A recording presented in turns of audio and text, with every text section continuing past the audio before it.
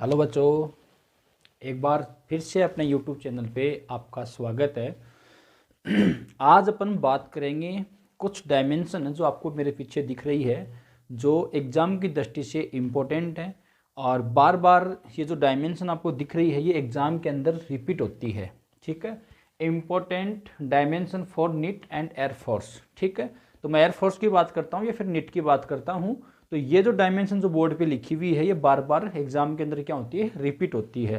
तो आपको ये एग्जाम के अंदर देखने के लिए मिल सकती है। तो आज अपन बात करते हैं फटाफट इन डायमेंशन को किस प्रकार से अपन सोल्व करते हैं, सोल्व कर सकते हैं। ठीक है, तो यहाँ जो मैंने लिख रखे इंपॉर्टेंट डायमेंशन है, जैसे लिख रखे द डायमेंशन ऑफ 1/√, में म्यू नॉट और दे रखा आपका एप्सिलॉन नॉट दे रखा है। ठीक है, अब यहाँ आपको इसके डायमेंशन पूछ रहा है। ठीक है, फिर दे रखे है दूसरा क्वेश्चन दे रखा है द डायमेंशन ऑफ RC या फिर CR।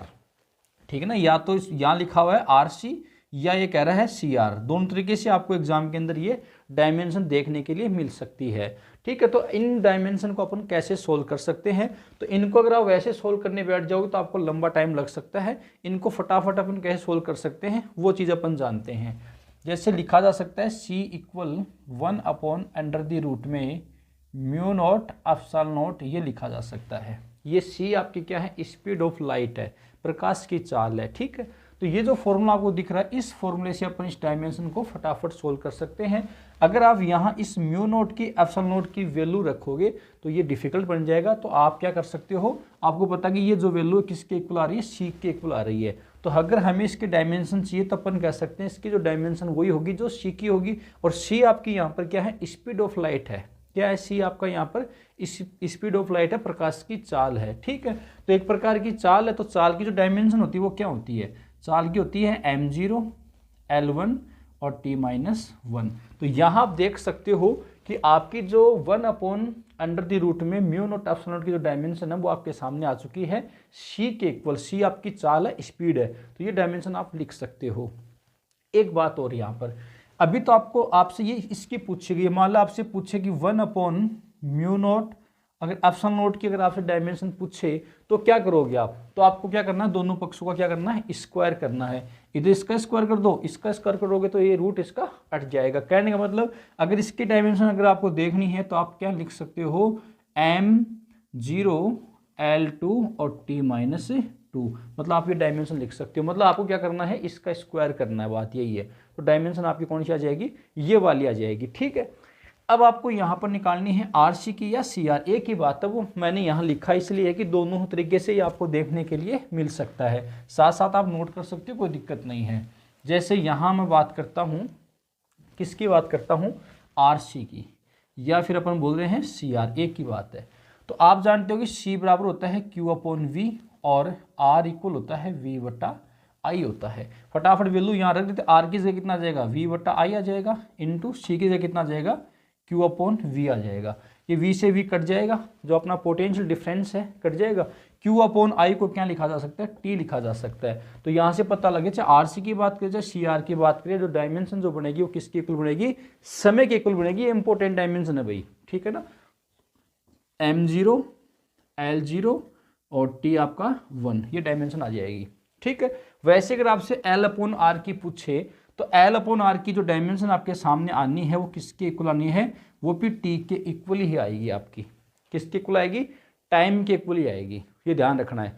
अगर मैं इसका उल्टा कर दूं, R/L कर दूं, जैसे मैंने क्या बोला, यहाँ ध्यान से समझो बात को, L/R की जो डायमेंशन है वो किसके इक्वल आएगी, T के इक्वल आएगी। अभी आपको मैं दिखा दूंगा, कोई दिक्कत नहीं है। इसका उल्टा कर दो, आप इसको R/L कर दो, तो इसको क्या लिखा जाएगा, 1/T। तो 1/T का मतलब क्या हो गया, इसको कैपिटल T मानता हूँ तो F आ गई, मतलब फ्रीक्वेंसी आ गई। तो यहाँ ये भी ध्यान रखना आपको, मैं जो बात बता रहा हूँ वो बड़ी काम की बात है। L/T के इक्वल R/L उल्टा कर दोगे तो F के बराबर आ जाएगा। ठीक है ना, तो यहाँ से इसकी जो डायमेंशन आएगी किसके बराबर आ जाएगी, आपके टाइम की इक्वल आ जाएगी। आप इसको नोट कर सकते हो। थोड़ा मैं दिखा देता हूँ ये आई कैसे, ये आई कैसे थोड़ा अपन समझ लेते हैं। देखो, U इक्वल होता है 1/2 LI का स्क्वायर। ठीक है, R को अपन क्या ले सकते हैं यहाँ पर, R इक्वल V/I ले सकते हैं। ठीक है, L अपन जो आपका R है। ठीक है, अब देखो इसको लिखा जा सकता है, यहाँ से L का जो मान आ गया वो U/I का स्क्वायर आ गया। किसका मान आ गया, इस एल का जो मान है वो आ गया यू अपॉन आई स्क्वायर। 1/2 है, डायमेंशन की बात करता हूँ तो हटा देते हैं, तो सीधा एल बराबर यू बटा आई स्क्वायर लिख सकते हैं। आर का मान अपने सामने है ही। अब यहाँ रख दो, एल की जगह कितना रख दूँ, एल की जगह आ जाएगा यू अपॉन आई का स्क्वायर इंटू नीचे आर है, तो इसको मल्टीप्लाई में लेंगे तो उल्टा कर देते हैं, इसकी जो वैल्यू है इसको लिख दूंगा मैं आई अपॉन और वी कर देता हूँ। ठीक है, तो आई से आई तो एक आई तो कट गया। अब v अपने पास में क्या है, पोटेंशियल है मान लो, या पोटेंशियल डिफरेंस है, इसको लिखा जा सकता है W अपॉन क्यू। इसको क्या लिख सकता हूँ मैं, v को लिख सकता हूँ W अपॉन क्यू। क्यू को कहाँ ले जाऊँ मैं, ऊपर ले जाता हूँ, W अपॉन क्यू। ठीक है, तो आप यहाँ देख सकते हो W और U आपस में कट गए। कैसे, W अपने पास में एक क्या है, वर्क डन है, और वर्क की जो डायमेंशन होती है, और यहाँ U अपने पास क्या है, ऊर्जा है, एनर्जी है। तो जो ऊर्जा की होती है, जो कार्य की होती है, डायमेंशन आपस में क्या इक्वल होती है, इसलिए इनको मैंने यहाँ कट कर दिया, क्योंकि हम निकाल रहे हैं डायमेंशन। ठीक है ना, व्युमा निकाल रहे हैं तो ये कट जाएंगे आपस में। यहाँ एक आई बचा था, एक आई कट गया था, तो यहाँ बच्चा क्या, ऊपर Q बचा है और नीचे एक आई बचा है, और Q अपॉन आई को क्या लिखा जा सकता है, T लिख सकते हैं, क्योंकि आई बराबर क्या होता है, Q अपॉन टी होता है। आई बराबर, इस टी को यहाँ ले जाओ, आई को यहाँ, तो क्यू अपॉन आई को क्या लिख सकते हैं, टी लिख सकते हैं। तो मैं यही कह रहा था कि एल अपॉन आर की जो डायमेंशन आएगी वो क्या आएगी, आपकी टी के इक्वल आएगी। ठीक है, ये आपको देखनी थी, थोड़ा सा मैं यहाँ समझाने की कोशिश की आपको। अब अपन और बात करते हैं। देखो, रूट में एल सी की डायमेंशन अपने को निकालनी है, किसकी निकालनी है, रूट में एल सी की। जैसे मैंने ये संबंध बताया था वैसे एक संबंध और है, एफ समानुपाती 1/√में एल सी। ये आप AC/DC पढ़ोगे तो आपको ये वहाँ मिल जाएगा देखने के लिए। एफ यहाँ फ्रीक्वेंसी है, आवृत्ति है, और प्रोपोर्शन बांधना मैं 1/√में एल सी।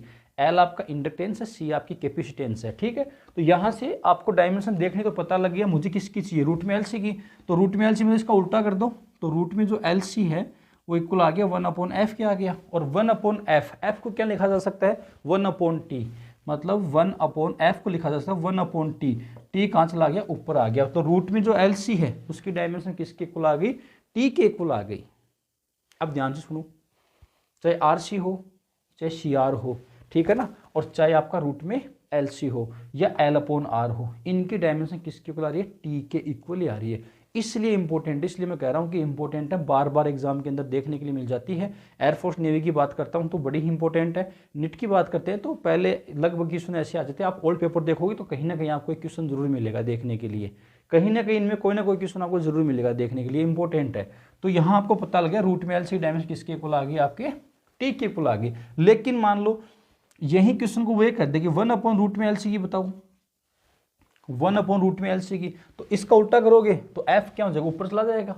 बात को समझो, अभी रूट में एल सी की डायमेंशन टी के इक्वल आ रही है, या 1/f बोल दो आप इसको, है ना, टाइम के इक्वल आ गई। अगर इसका उल्टा कर दूं 1/, तो इसका उल्टा, तो इसका भी उल्टा हो जाएगा, मतलब किसके बराबर आएगी, 1/t। 1/t को लिखा जा सकता है एफ फ्रीक्वेंसी। तो मैं कहना ये चाह रहा हूँ, रूट में एल सी की अगर डायमेंशन पूछता तो टी के इक्वल है, और 1/√में एल सी की डायमेंशन पूछता तो किसके इक्वल है, फ्रीक्वेंसी के इक्वल है, आवृत्ति के इक्वल है। ये बात को आपको यहाँ समझनी है, ठीक है ना। तो ये छोटा सा लेक्चर था आज का, आपके लिए बड़ा ही काम का है, ठीक है ना। और ये डायमेंशन आप देख सकते हो, और इससे पहले भी हमने इंपॉर्टेंट डायमेंशन व्युमा करवाई है और आगे भी करवाते रहेंगे, ठीक है। तो बने रहो चैनल पे, ठीक है। ऑल द बेस्ट, और मिलते हैं एक नेक्स्ट वीडियो के लिए, तब तक के लिए जय हिंद, जय भारत, थैंक यू।